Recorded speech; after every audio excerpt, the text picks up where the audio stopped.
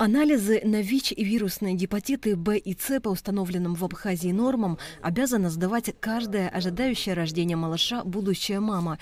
Ведь врачам-гинекологам необходимо владеть подобной информацией, чтобы объективно оценивать состояние здоровья пациентки и сделать все необходимое, чтобы ребеночек родился в срок и здоровым. Эти анализы, согласно госпрограмме по родовспоможению с 2005 года, для гражданок Абхазии бесплатные. Забор крови, лабораторные исследований и в целом все, что связано с получением корректных данных, важна не только профессиональная работа самих лаборантов, но и, конечно же, исправная аппаратура, на которой производится многоэтапный процесс обследования крови. Несмотря на то, что лаборатория Центра по борьбе со СПИДом одна из самых молодых в стране, здесь используют передовые технологии. Важно быть уверенным, что результат анализа не ошибочный, поэтому своевременная замена оборудования крайне необходима. Данный аппарат – это вот то, что купило сейчас Министерство здравоохранения.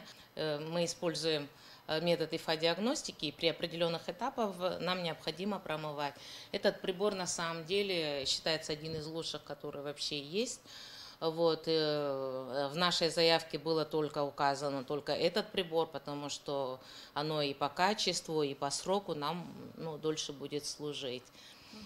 Затем это термостат для инкубации, центрифуга, как я говорила, коагулометр и дозатор. Если переводить с технического на простой язык, то можно сказать так. Лаборатория обновила активно используемую медтехнику своевременно, ведь за годы пандемии в этой лаборатории трудились на износ. Принимали биоматериалы как с военного госпиталя, так и других, переведенных на усиленный режим работы медучреждений. Исследовали кровь на ряд важных показателей. Центр СПИД не остался на стороне во время инфекции ковид. Мы одни из первых, которые встали в строю и помогали нашим всем гражданам. Госпитали, начиная от Гагры, заканчивая от Кварчала, нам присылали биоматериал, нагрузка была очень большая. Только за 2001 год обследовали порядка 14 тысяч пациентов из стационара. Все, что есть в этой лаборатории, один большой и сложный организм. Исключив из него что-то одно, будет невозможным полноценное обследование. К примеру, аппараты Real-Time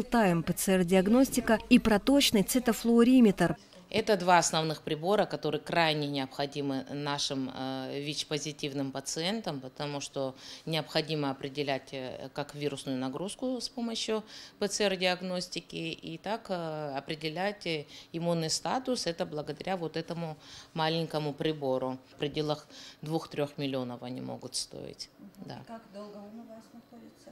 Этот прибор у нас уже на протяжении 3-4 лет, а ПЦР-диагностика нам буквально приобрели в год, когда ковид начался. Это был 2021 год, начало 2021 года. Новое оборудование, переданное Минздравом республики, установили и настроили на работу фактически сразу. По стоимости обновленная техника обошлась бюджету Минздрава в 1 миллион 472 тысячи рублей. Сейчас, по словам Саиды Палба, лаборатории Центра СПИДа обеспечены всем необходимым оборудованием. По ее словам, сильно подорожали реагенты. Это то, без чего работа попросту может остановиться. Но, судя по всему, этого не стоит опасаться, поскольку Абхазфармация продолжает поставки в стандартном режиме.